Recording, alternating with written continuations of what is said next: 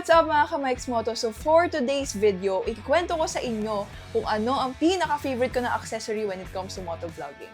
Kung hindi pa siya obvious, ay nako, ewan ko na lang. So ang pinaka-favorite ko na accessory when it comes to motovlogging would be my hang chin mount. So almost all of my helmets meron nito.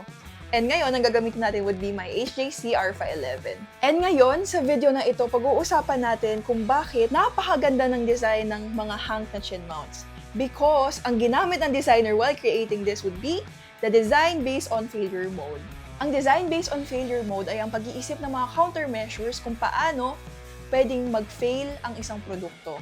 And sa hang na chin mounts, meron silang ganong countermeasure. Kung iisipin mga ka-Mike's Moto, ang nakakonect lang sa helmet mo at sa chin mount mo ay adhesive lamang. And ang mga problema na yan ay binigyan na namin ng solusyon. Kung mapapansin nyo mga ka-Mike's Moto, ang hang na chin mount ay merong tinatawag na safety tethers. Ang safety tether na to ay ang kumakapit sa chin mount at sa camera mo in cases na baka biglang matanggal yung chin mount mo. And yun dito, sa may camera, dito yung dumidikit palagi. Ito yung kumikerry ng force. So sa mga cases na kailangan na ng suporta, si safety tether na ang sasagot, which is, dun palang magagamit yung adhesive properties nung sa safety tether.